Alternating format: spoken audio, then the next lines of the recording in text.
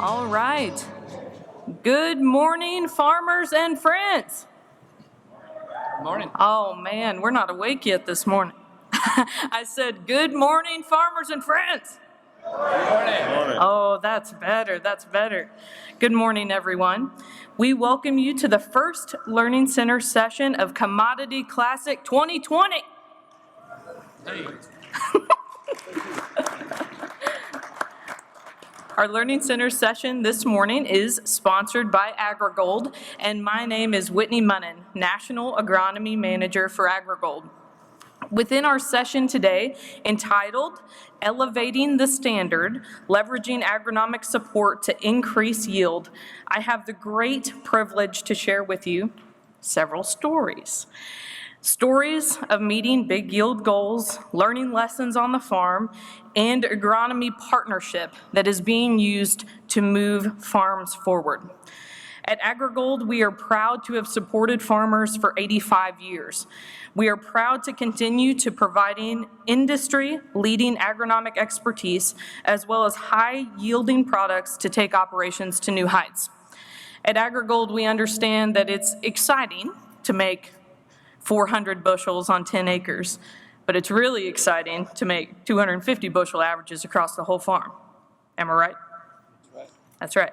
And so that's what we're here to talk about today. With no further ado, I would like to ask each one of my esteemed guests on stage with me to introduce themselves to you. So we'll start right here with Josh. Well, good morning, everybody. Thank you so much for coming and being a part of our session. My name is Josh Johnston, AgriGold Agronomist. Been here for 14 years covering the state of Kentucky. Welcome. Good morning. My name's Ben Turley. I'm from Clay, Kentucky, and I farm along with my wife and 4 children and my older brother Doug and his wife and 2 children. And we farm corn and soybeans and have some beef cattle. And Josh Johnston is my AgriGold agronomist, and recently just became AgriGold dealers as well. This is our first year doing that, so that's pretty exciting. So hoping to continue to grow and be successful with AgriGold. Sorry. Good morning. I don't know if mine's on. My name's Steve Chaney. I'm from Northwest Iowa, a town called Emsburg. I've been with the company about 4 years. I cover kind of Western Iowa territory, and it's great to be here. So. Yeah, good morning. My name's Jay Halber, and I'm from a small town in west central Iowa, Glidden, Iowa, and I farm with my parents and my brothers. We're corn, soybean farm, do a lot of corn on corn. We have shifted to soybeans in the last 5 or 6 years, or brought some more into the rotation. And Steve Chaney has been my agronomist with AgriGold here for the last several years. Hello, Joe Staffen with AgriGold. This is my 25th year with AgriGold. And, I got loud. 25th year with AgriGold. So been around here quite a while. Live in north central Indiana, covering northern Indiana's agronomist and southwest Michigan. Also farm a little bit myself. Yeah, Landon Smith from east central Indiana. I'm a little bit different. I'm not a generational farm.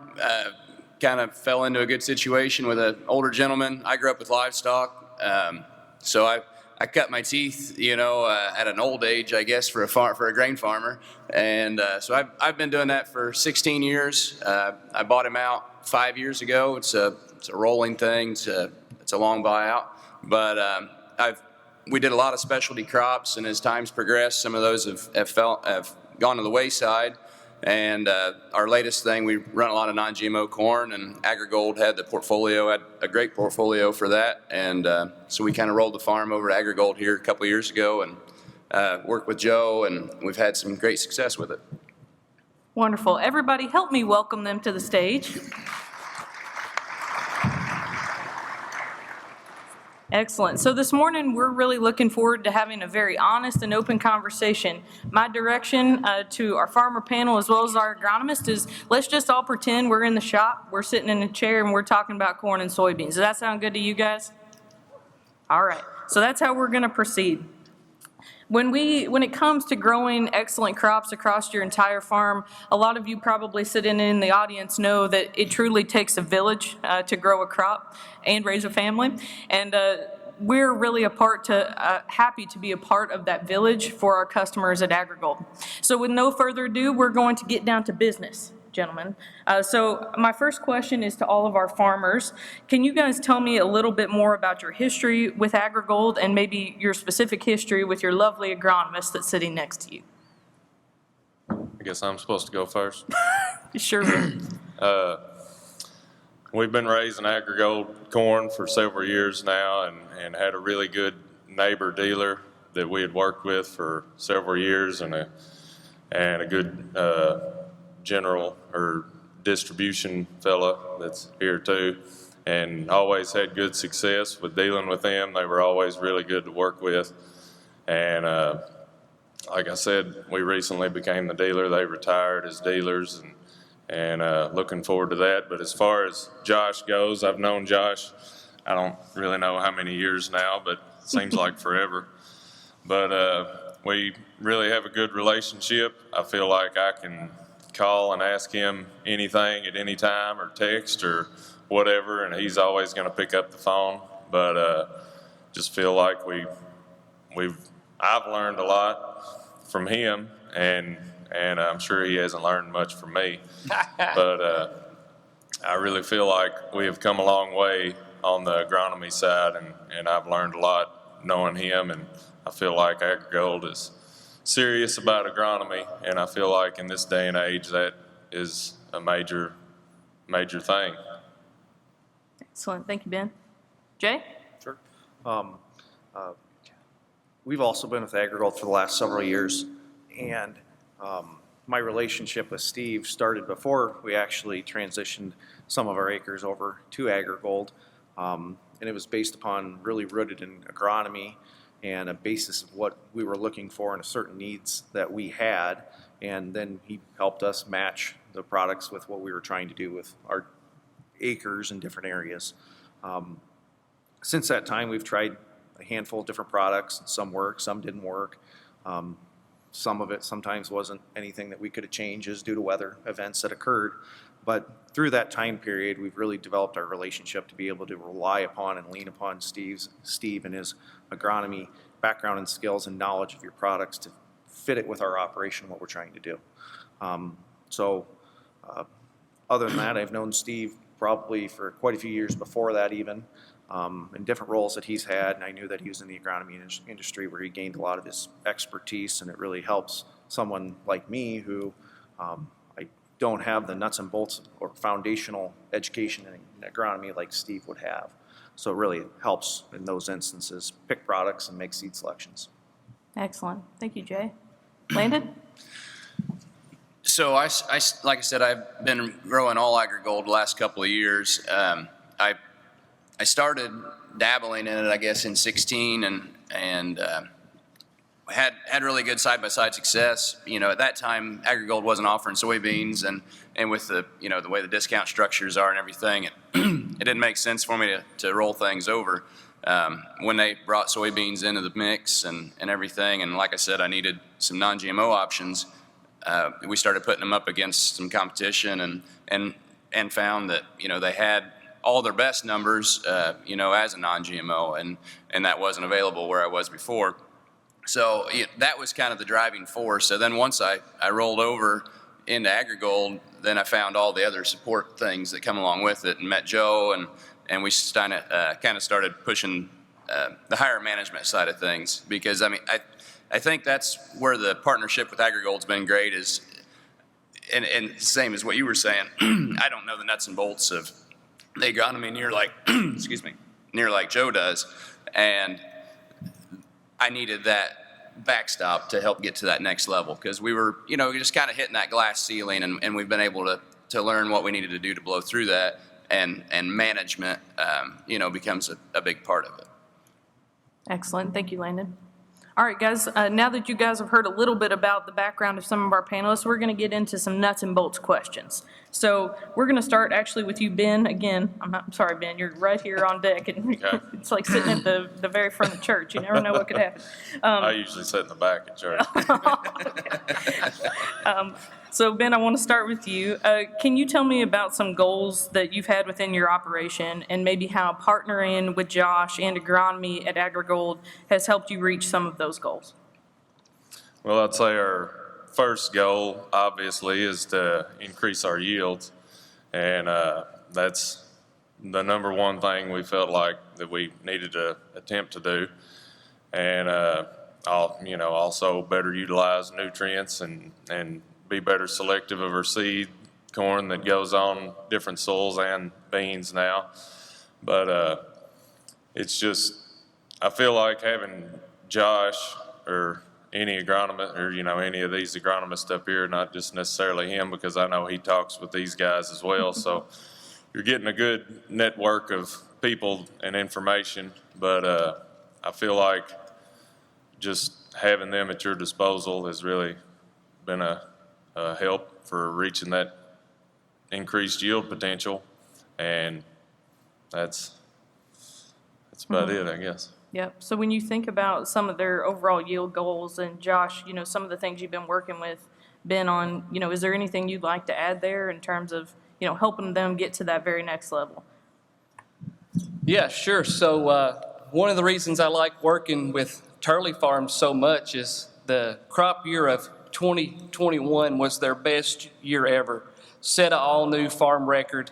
I was so excited for them, and it was just another day to them. They said, Josh, that's not good enough. We have to continue to do better. So I love working with individuals like that who are never satisfied, who are always willing to try things. You got to be really careful talking to the Turleys. One of the very first times I met them, I'm not even for sure exactly what I said, but it felt like just total random in conversation. And then I find out later that they did whatever we were talking about to every acre because they thought it was so fantastic. So I learned I have to really watch my language when I'm visiting with the Turleys. If I drop some type of random sentence, it's fixing to be applied to the whole farm. So, but that's the kind of guys they are. They're a really pleasure to work with, and I love working with customers that have that type of mentality, that it's never enough. What's the next thing? It really keeps me challenged, keeps me focused, keeps me thinking on what can I do to improve their operation, and then also share that with you guys to help the group as a whole. Yeah, no, that's a good point, Josh. I think everybody in this room can identify with once you finally meet that goal you set, well, on to the next goal, right? I mean, does anybody want to comment or build off of anything here? Well, I was just going to say, too, I think a lot of people get caught up on what their neighbor's doing or what this guy's doing or what that guy's doing, and they try to compare themselves to somebody else maybe that's out of their geography, different type soils or whatever.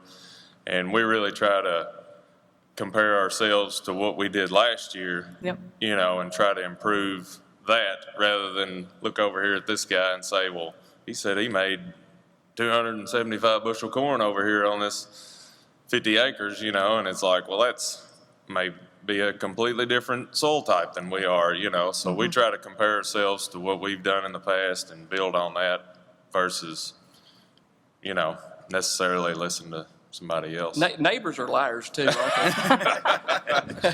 Yeah, sometimes it's when somebody rolls out a number, it's who's the first liar, and then they're, The first liar never wins. That's Yeah.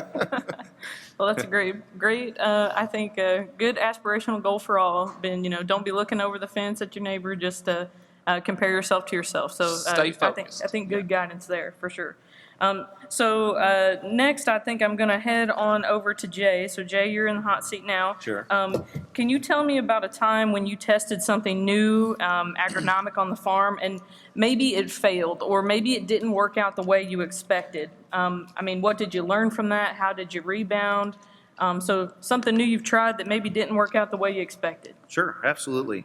Now I'll go against the grain here a little bit, and probably offend some folks on this, but it's not my intention. Early planted soybeans. I know there's a big push and there's a lot of interest in that now, and I think that the science probably shows and the data shows that it is beneficial. But we tried it before in the past, and something unexpected occurred that we didn't anticipate would have occurred. You're always thinking about the diseases in the soils and the soil conditions, and then you worry about the early frost in the spring and having to do replant. And of course, things can be covered with your crop insurance if you have it, or your replant policy from your seed provider to help dampen those issues, if you will, if you have them. But what we experienced was actually harvesting pressure, harvest issues with weather. The year that we had some early planted beans, we weren't unable to go combine those fields because it was just simply too wet. We got in a wet pattern. You could go out and get some corn and pick that, and it wasn't a problem to continue to proceed, but you just couldn't physically have the beans combined. And then those early planted fields were the ones that we had quality issues with, where they mold in the pods, break out in the pods, versus the other one where there were no quality concerns. So that is one thing that we tried, and just with an unexpected result that it's not in the front of your mind when you're thinking about doing that. You're more worried about the soil conditions, the timing, the treatment, and if there's going to be a frost issue when they come out of the ground. You don't really consider that when you do an early planted soybean. Right. No, that's a good point, Jay. I mean, the reality is of all of our agronomic decisions, you're always weighing risk to reward, right? So maybe in your case, Jay, still planting some early soybeans, but maybe not as many acres as maybe you did. So, yeah. So no problem. Steve, you have anything to add to that? Yeah, I mean, I think Jay brings up an excellent point. It's a very relevant thing for a lot of people out in the audience. I think as a group, when you ask us what can you do to increase soybean yields, probably every agronomist here is probably going to say early planted soybeans, but there's a lot of things that go into it than just going out and planting early. What Jay found out, and it's great that he just didn't stick his head in the sand and say, this didn't work for me. It's not going to work for anybody else. But what he did was take the time to analyze other outcomes. Every cause has an effect, and we need to understand if we're going to change something management-wise, it's important that we take into account every single thing along the road that's going to be impacted. And for Jay, something that was unforeseen was when that harvestability was going to happen. And, maybe it was something where we had to adjust our maturities on our soybeans or add a seed treatment or something like that. There's a lot of other factors I think we all need to make sure that we're taking into account before we dive into these decisions based on what we hear from other people on this panel or out in the audience and people you meet. So just take everything in. So And I would add that it was not a normal year whatsoever with weather at all during the harvest time. We didn't combine any beans, I think, until the end of October. Around the 25th or 26th is when we started. Yeah. And we usually start beans sometimes mid the third week in September approximately. So we were delayed quite a bit, and the weather just was not normal that year. So right. Well, and you guys bring up a good point. When it comes to finding what works for your farm, your fields, your operation, your management style, we're always testing and we're always failing, right? The average farmer only gets to do 40 crops, right, guys? So, if you're advising anybody else, out in the countryside that could learn, does anybody else want to share something that maybe they tried but didn't work out the way they expected? Wow, Whitney, if I started down that list, we would be here way too long. There's so many things that I've been a failure at, but that's a good thing. That's the best way to learn. So I would just recommend to you guys to start failing. You're going to learn a lot in the process of that, and maybe this is not the year for that advice with inputs, the way they are, and it's going to be really hard to make money this year. Maybe this is not the best year to make that statement, but looking back, you learn more from failures than you do successes, every time. So don't be afraid to try something. If it doesn't work, move on, try something different the next year. Yeah, that's a great point, Josh. All right, guys, I got my next question here, and Landon, this one's coming for you.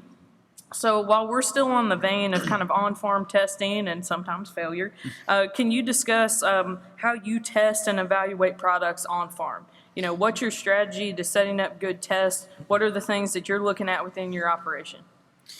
So we're still in the infancy stages of this higher management thing, and and last year, we just kind of stumbled into going after some high yield, and AgriGold was good enough to provide some tissue sampling, and they've got a huge database.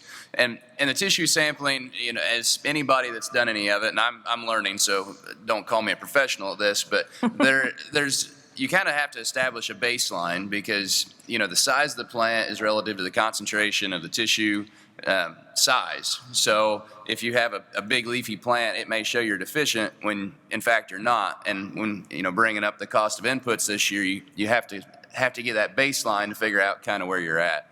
And so this year we're going to tissue sample every field every week of corn throughout the growing season. And it's going to be a bit of an overloaded data, but anybody that's tissue sampled knows that by the time you realize you have an issue, it's kind of too late to fix it. Mm-hmm. And so by doing that weekly, I think we can stay ahead of it because, if you test on a Monday, get results on a Wednesday, order product on Thursday, you may have it next Monday. Mm-hmm. And in this world, we may not get it at all, but hopefully we can have it the first of the next week. And if the weather allow, we can address that issue.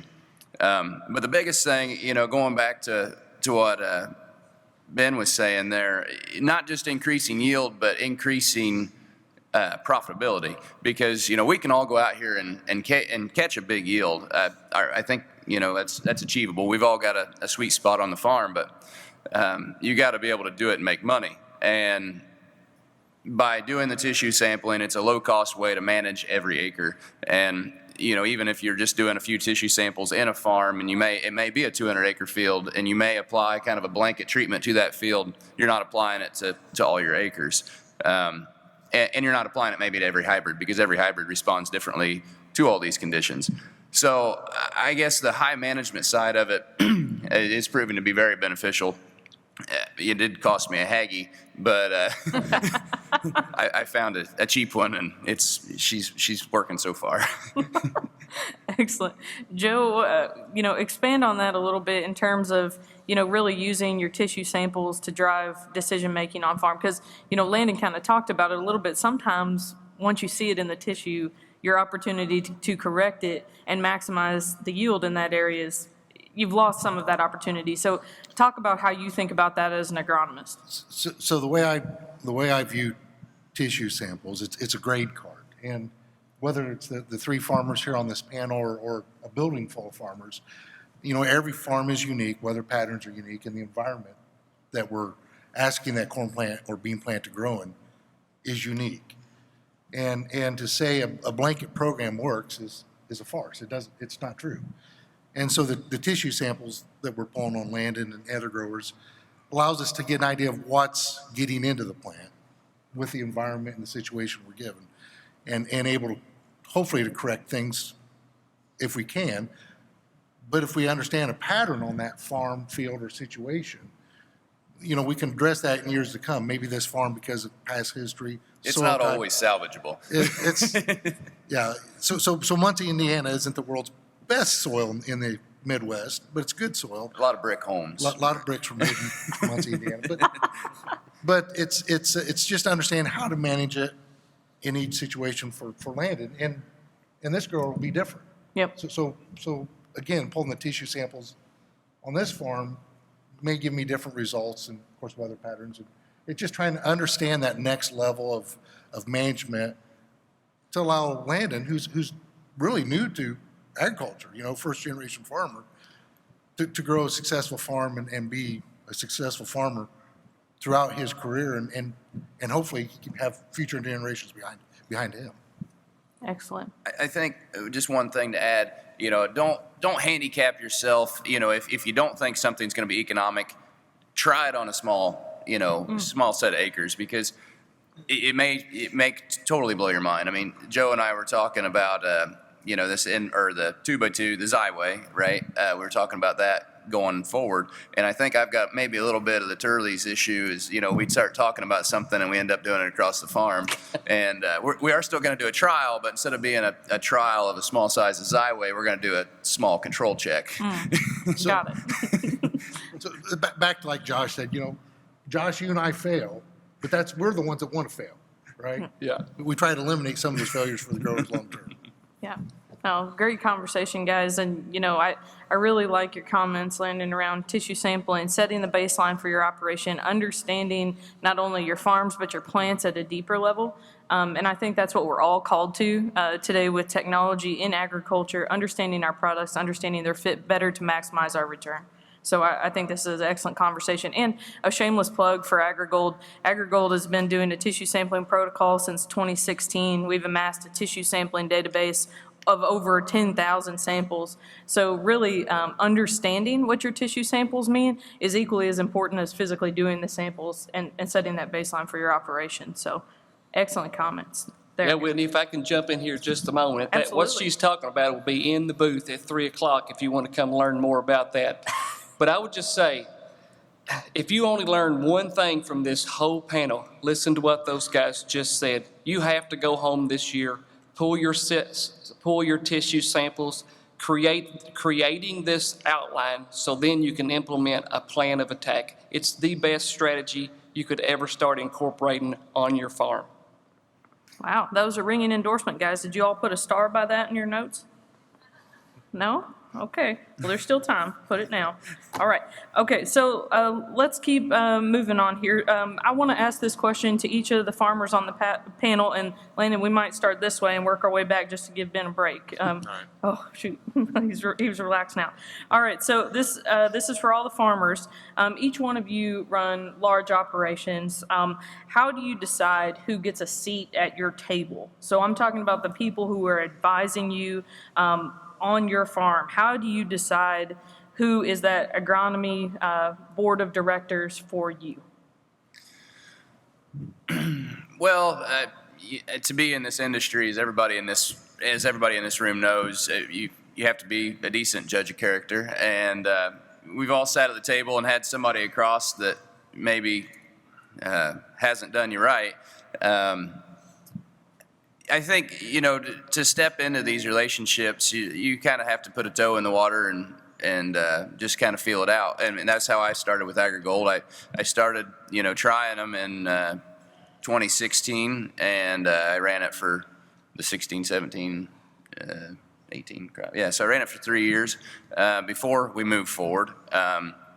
And just like any trial we do on the farm, it's what it was a trial, and to learn what they had to offer and what anybody has to offer. I mean, we're trying out a new soil guy. He doesn't get the whole farm. He gets a couple hundred acres, and we'll see how things go over a time period. Anything we do in farming, if we learned anything, is that 1 year never follows the next as far as repeatability. If we went into 20 coming out of 19, we didn't plan anything until like the 3rd of June that year. If that was our plan for 20, we'd have really been behind. So to give that multi-year test, I guess, just like all the products, we should. Yeah, that's a fair point, Landon. Jay, what about for you? Sure, I kind of agree and express the same points as he has. I would say that everybody's farm's different. Everybody farms in a different way. They have to fit or figure out what products and what systems and what methods work for them and their farm and their operation. And for instance, with AgriGold, the things that I like, the things that I look for in people that supply different products to us would be, I like to have a stable company that's been around, that has a history, that isn't here today, gone tomorrow, that you're going to wake up the next day and they're gone, or they merged with somebody else, or they sold, or just out of business. And then also stable people. People that have a history with them, that have been with them, that are going to stay there, that you can work with and build a relationship with, so that you can, over time, try their products, build trust, really understand what their offerings are to fit into your operation to make things work. The best way to explain it would be if you do any banking, everybody has the same cash, it's the same color, and it comes down to about the same terms anymore, but it really depends on the relationship with the people there. If you want a more local connection with the folks that are doing your financing, that help make the decisions, they understand what's going on in your operation, and that are stable, that will be there for you when you need it, when you have problems, when you have questions to lean on and help you work things out and work through things. Yeah, great. Ben? I think, of course, adding to what they've said already, I agree with everything that they've said so far as well. But I just add that, you know, they need to be knowledgeable, whatever you're doing, whether it's a agronomist or your supplier on chemicals or inputs or fertilizer or anything. They have to be knowledgeable about their products or knowledgeable about what you're asking them about. And also just somebody that's always going to pick up the phone. That's a big deal for us, because when I've got a question in my head, I feel like I need answers right then. And Josh is good at getting back with us no matter what time. And I think for somebody to be on your team, you need somebody that's going to be in your corner, and they're going to tell you good information that they know is going to benefit you, and they're not going to hold back when they need to tell you that something that you're doing wrong. Josh has told us several times, like one of the first times I ever remember him coming to our farm and walking our corn, I felt like the biggest idiot in the world, because we was walking and he told us what kind of planter we were planting with and all this stuff that he didn't have any idea about our operation yet, you know, and he told us some stuff that we were doing wrong right off the bat, and me and my brother talked there, and we're like, man, we need to change some stuff drastically here pretty fast, you know, because we're really screwing up. But I feel like you need that person to kind of slap you a little bit and say, what are you doing? You know, you really need to change this practice here. And so you need somebody that's going to be honest with you, no matter if they think it's going to make you mad or not or hurt your feelings. You need some real world stuff coming at you, you know. I hope I was nice about it. You were nice about it, yeah. I mean, I didn't want to hit you in the face here. or anything. I was nervous. It's like, woo. But I just feel like that's a big thing that people often overlook, is not somebody that's going to pat you on the back telling you how good of a job you're doing all the time, you know. Well, so Ben, I guess I'd like to dig a little bit deeper on that. I think it's really important never to surround yourself with yes men or yes women that always just tell you what you want to hear. If you're really working in partnership, you have to be willing to be challenged. But also, once you have been challenged, how do you implement it, I guess, Ben, is, you know, maybe my question. Well, I mean, we try to do as much research as we can. You know, I like to be a consumer of information, all that I can be, whether it's, you know, it's on the agronomy side or not, and just news in general and agriculture. And there's, you know, we've got more power in our pockets to research and find things out before, you know, anytime ever. And podcasts, you know, I try to listen to and stuff, and it's an exciting time, you know, for technology to drive things. So we just try to, as Josh said, sometimes we go all out and say, well, that's a really good practice, and we don't do anything lightheartedly. I mean, we did a lot of research to implement some of the things that he said, well, we just went all out and did it across our whole farm. Well, I felt like that was a good thing, and generally we're still doing those practices today. But we usually try to dabble a little bit and before we go all out. But just, you know, information tends to drive our decisions, I guess. Yeah, so information to drive the decisions, and sometimes walk then run, but sometimes just run right there. Yeah. Right then. Okay. Yeah. Most of the time, just run. Okay. All right. But we do fall down quite a bit, so we're pretty clumsy. A couple bruises along the way. Okay, agronomist, my next question is for you guys. Steve, maybe we'll start in the middle with you. So when you think about the operation next to you, can you tell me, you know, they're talking about what they're learning from you guys, but I would venture to guess you're learning just as much from Jay as he's learning from you. So can you tell me a little bit about, you know, what you've learned from Jay and his operation, and maybe how you're even implementing or spreading the word broadly about what you've learned?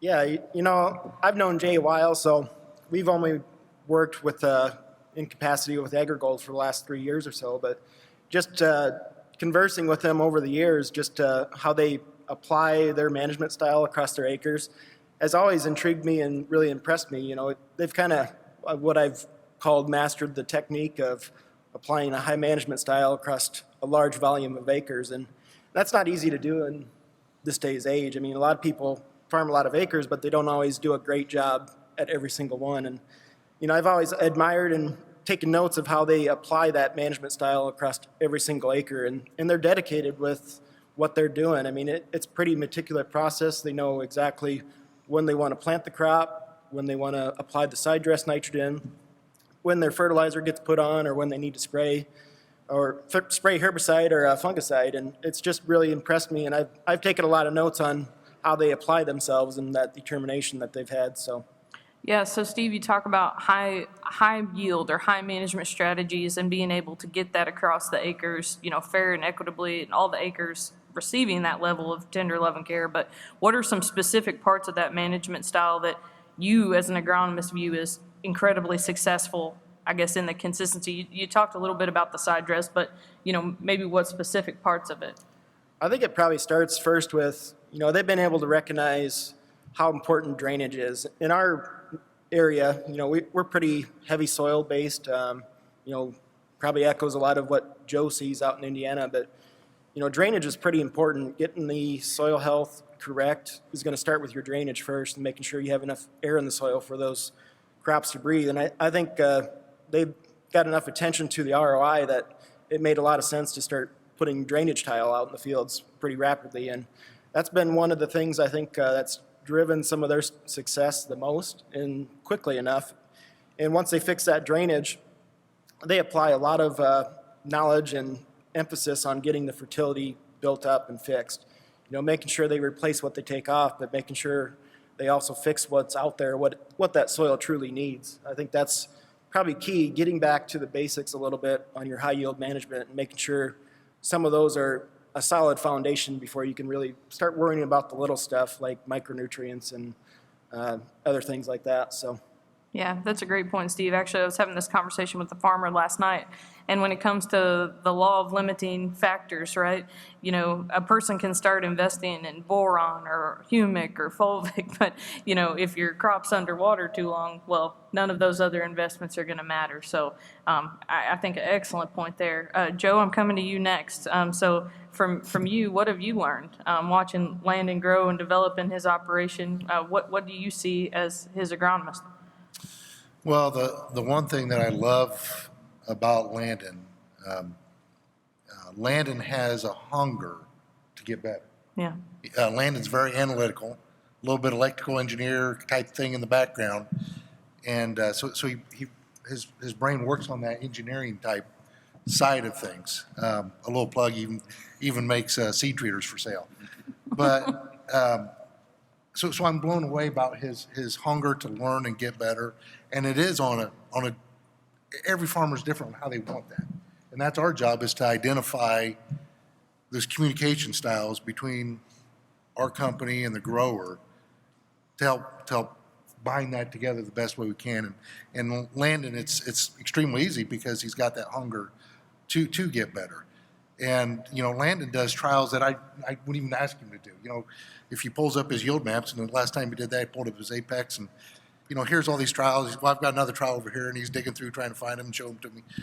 So we as agronomists learn as much from our customers in our careers as we do sitting in seminars and meetings. Right. And it's really a two-way street. So what I learned from Landon, I take elsewhere, and what I learn elsewhere, I take back to Landon, and end up causing the guy to buy a Hagee and other things. So One thing I haven't, I guess, kind of plugged on, just to add to that, the Advantage Acre program that AgriGold has, we started using it last year for VR nitrogen, and we did some trials with that, and we learned a lot by using that. And I think they have a really good nitrogen model in there. I think Joe and I were talking about it here before this all started.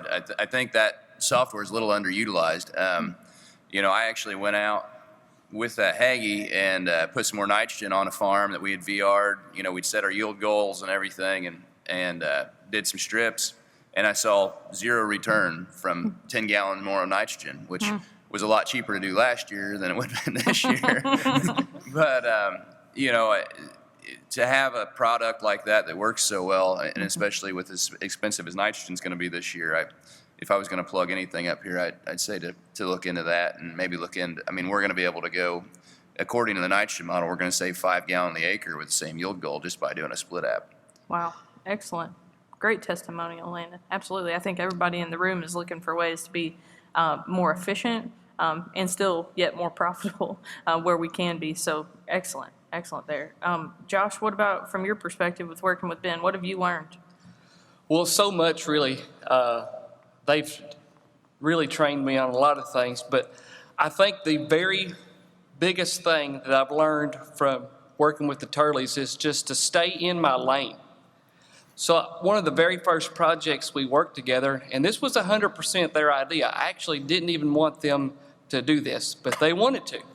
They were putting down all anhydrous, and they're like, we want to leave anhydrous.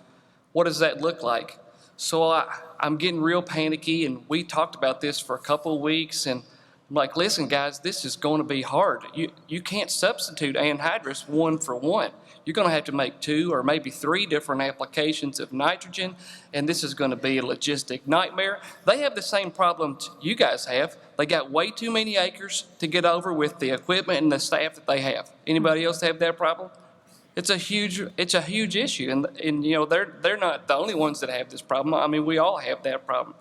So I'm thinking, man, it's just going to be too hard to get this work done. And they're like, look, calm down. Your job is to tell me what I need to do. It's my job to figure out how to implement that and make it work across the farm. That knocked me off my rocker, right? I didn't know what to say to that.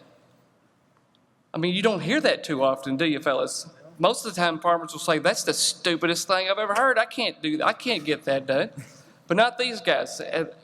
So that was really important to me. Okay, my job for this particular farm is to bring in the ideas, set up the scenarios, keep the focus where we need to keep it. It's their job to get the work done. And I think that was a big learning curve for me. I really appreciated that statement, actually. Wow. Yeah, but that's that open, transparent. You're supposed to challenge Ben, but he's going to challenge you back. Yes, he does. That's right. That's a good game of ping pong there. Anybody else have any other comments to add here around this? Just mutual learning and growing together? Okay, crickets, on to the next. All right, so this is going to be for all my farmers, and Jay, we're probably going to lead off with you if that's okay. So as you think about your operation, can you talk about the single best management decision, investment you made in the farm? If you just, whether it's about making the operation more profitable or making more yield or both, what has been the single best decision? And if you can't come up with one, I will take 2. I'm a reasonable lady. So. Sure. Yeah. Well, there's several. You could go through and talk about a lot of different things, but I would say as a baseline, like Steve had mentioned previously, in our area with our soil types, they're heavy, dark soils. Water is one of the biggest obstacles that we can have, too much water. So in our area, there's a drainage issue, and one of the best investments we've probably made is in tile to manage the water, to isolate that factor and control the weather in that regard as best as you can. Right. At that point, when you can isolate that, you can build on different things and go into different things and remove that as a limiting factor to the best of your ability.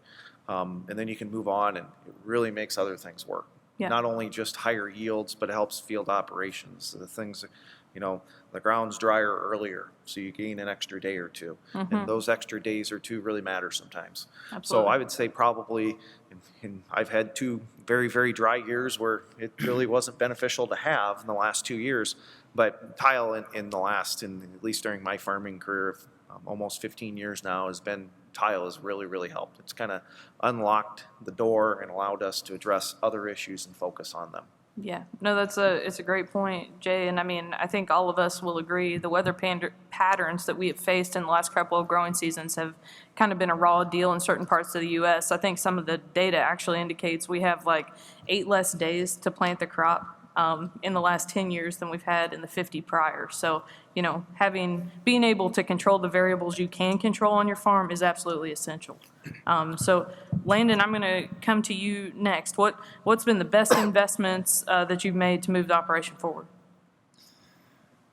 Well, I don't know. It's a long list. I will take two. I think that I've been very I hate trendy ideas, you know, and I felt like Y drops were like the trendiest thing ever when they came out. And there's so much data behind why they're not, but just their marketing strategy, I just steered away from it, and it was foolish. And I didn't buy Y drops. I bought a knockoff brand, but I don't know why I was so resistant to that. I mean, when we have the CECs that we have, I mean, our dirt just flat won't hold enough nitrogen to get us through to the end of the window. And that this year, like I said, I mean, I had the farm that I did do the VR on, and we did not see any benefit from this year. Well, I didn't have a plan to implement that. So by using the baseline that we did, I didn't need the Y drop application. Now I have other farms that just flat won't hold it, and those farms is where we Y dropped and saw benefit. So I think, you know, the investment in the technology, most of us already have. I mean, if you've got a tractor that's, you know, 15 years old or newer, you've probably got auto steer in it, and you've probably got record keeping and data that you need to utilize. So many guys have the data and they don't even have software to look at it. You know, I'm old in that I still run in John Deere Apex, and they've had Operations Center for I don't even know how many years now. But I know how to use it, and I know how to interpret my data and learn from it and utilize it. And by utilizing all of that, that's what makes that Haggy pay for itself. Because you can go out and throw all sorts of stuff at it, but to have the right data to know where you need it. So yeah, probably the technology and being able to do something about it. Yeah, so what I also heard, Landon, was don't necessarily be resistant just for the sake of being resistant. Sometimes you got to be open-minded. Yeah. Like I said, the Y drops, the math, it's all there, but it wasn't presented to me properly, so I didn't like it. Okay, fair. Ben, what about for you? It is hard to pick just one thing, but I guess I would have to say if I had to pick just one thing, it would be the ability to apply nutrients in a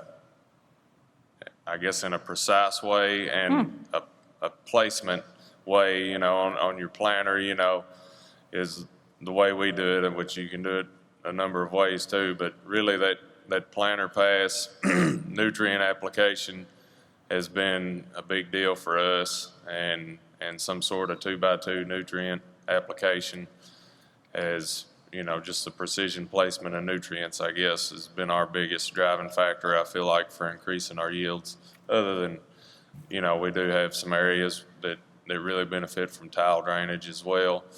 And obviously, if you can't do that, or, you know, if you're having water problems, too much water, then no matter the amount of nutrients you're going to throw at it are going to make any difference. But I would just say that nutrient placement has been our biggest change up on our farm that has happened, I guess, to increase the yield. Yeah. So you guys all qualified, I guess, your biggest investment, but would you be comfortable quantifying that? So we'll go back through the team, I guess. So, you know, Jay, would you say, you know, hey, Whitney, once we put drainage in a field, we're seeing over time we're increasing our yields by this much. You know, Landon, when you talk about adding Y drops into your operation, what are you gaining in doing that? Ben, when you're talking about adding 2x2 on the planter, quantify, I guess, for the farmers in the audience, what you feel that those investments have brought to your operation. So Jay, I'll start with you. Sure. You know, every field's different, every farm's different. Sure. And every weather pattern for every year is different. But I would say that it on average, I'd say we're probably seeing somewhere between 25 to 35 bushels of increase on corn. Soybeans, you know, probably 5 to 10 bushels an acre. And again, it just depends on the farm. If you have a low-lying farm that's wetter, that is capable of having some drainage tile installed with an outlet that works, you're going to get a higher response. It's no different than a lot of different crop inputs that you would do. They respond better on certain acres versus others, and your return's going to be better. But on average, that's probably what we have seen, and it just depends on the farm and the weather per year. And in the long run, it has been definitely worth it, so much that it's always something top of the list that we're going to do. Now, things have obviously changed here in the last 12 to 24 months on the cost of tile and the supply and things along those lines, which hopefully will relax and eventually over the next couple of years. But I would say that's probably on average what we experience, what we see, depending on the soil type and the farm. Yeah, no, that's fair, Jay. And there's probably people in the audience to say, wow, what a terrible problem, trying to get water away from your crop. I'm just trying to get water to my crop. So it's all relative, but absolutely great. Landon, for you. I don't know how many years ago it was. I heard a guy say that you cannot save your way to prosperity when it comes to growing a crop. And I challenge that in that you can maximize your way to prosperity. And that's, I guess, where I think I'm going to see the benefit on that Haggie. Like I said, I mean, we're talking 5 gallon the acres to cut. Well, last year that was just $5 an acre. Was it really worth doing? This year it's $15 an acre. So, you know, that adds up. You're paying for that pass, and the crop has it. You know that it has it when it needs it. You don't have to worry about having a big rain event and denitrification and everything. So I'm, I guess, trying to save my way to prosperity, you know. Well, but there is something that is hard to quantify in terms of owning your own destiny when you own the equipment to do it at the right time for the crop. So, And it helps justify the cost. Yeah. absolutely, absolutely. Ben, what about for you? Well, as each one of them's already said, every farm's different and every situation's different, so it's hard to put an overall quantity number on that. But you know, we've definitely seen an increase in yield from using the 2x2 and the in-furrow placement on our planter. And you know, back to what he was saying about about the profitability wise, you know, I talked to a lot of farmers in the area too, and there's a lot of good information that comes from other farmers as well. And I was talking to one guy, and he's like, yeah, but if you put that 2x2 down, you're going to have to, it's going to cost you this much, you know, per acre. I'm like, well, no, not really, because we're taking some of the nitrogen that we were already going to be putting on, and we're just moving it from that side dress application to this 2x2 application. So it's not really more expensive. It's a better utilization of nutrients, really. So, you know, it's hard to quantify the benefits you get from that, but it's definitely there. But, you know, if I had to throw anything out, maybe 15 bushel, I guess. That's fair. Excellent. Thank you, Ben. So now, guys, we've reached the point in our panel conversation today where we're going to open up the floor to yourselves. We have, I believe, 2 microphones out in the audience. Folks with the microphones, will you stand up and wave your hand around? We got Dustin right here, so maybe we only have one. John in the back.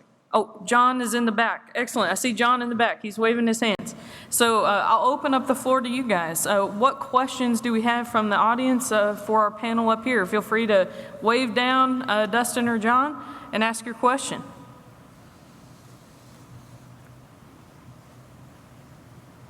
Oh, no, don't tell me we got shy people. I got one right here. Oh, we do. Excellent. Thank you, Dustin. Throw this to Landon. We did have a Xyway trial ourselves this year. Just curious what you did see. So I didn't have my own trial last year, so I actually have to defer to Joe on this one. But he showed some pretty interesting data. So I had some plots not far from your place, actually. Those plots were probably the largest return on investment. They were a little over 12 bushel advantage to the Xyway versus none. That's in a 2x2 scenario. And that was on AgriGold customer pulled down plots. I actually did several trials on my own farm, and those numbers came in 6 to 7 on my farm. And did you see a visual gray leaf or any other disease visual difference? So definitely into early tassel time, there was less lesions on those plants getting into that early tassel time, silking stage. I'd hate to I'd hate to promote it. I'm not here to promote Xyway one way or the other. I wouldn't say it was a season-long scenario.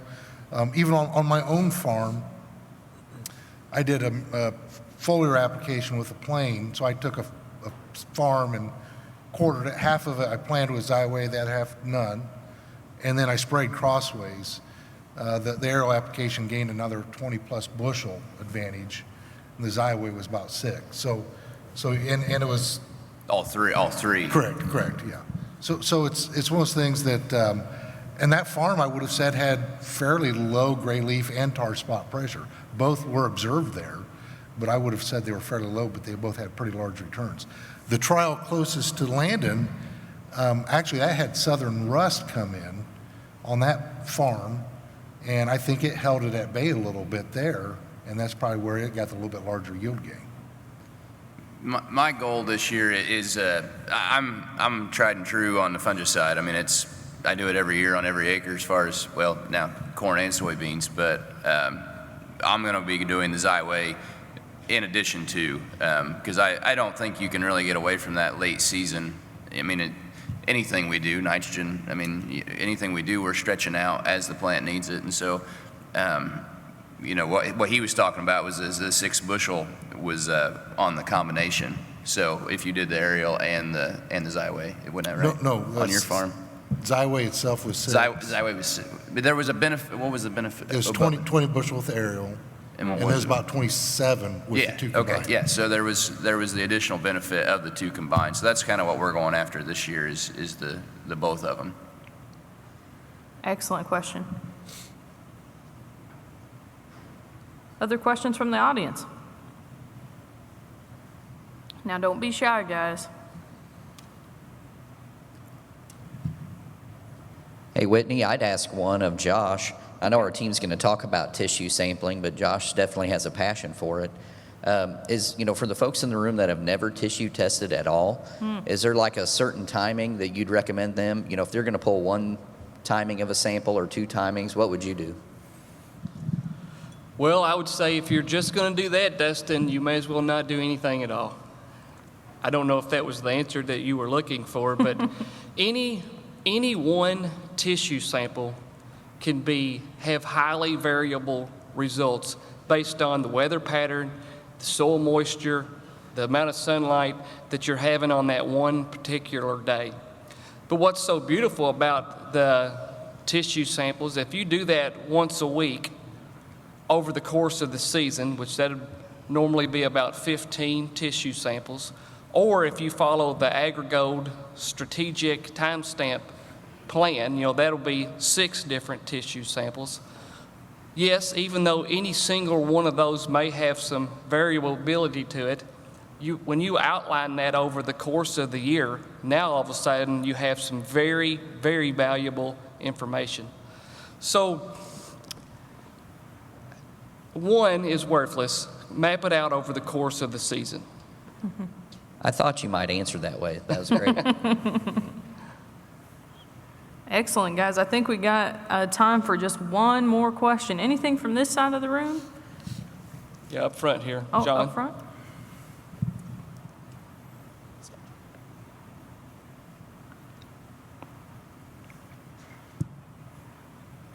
Excellent. And thank you, Whitney. Great job moderating all this. Real quick question, kind of touching on the trendy topic of what's flashy, what's getting marketed.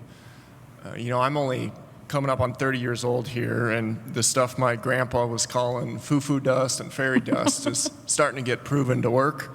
I'd love to know from a seed agronomist point of view, you guys get to see a lot of acres, and you get to see a lot of different soils and fertility programs. We're all about to go to the trade show after this and see a lot of these biologicals that the big ag companies have bought out the last 8 years and are finally starting to take to market because there's demand for it.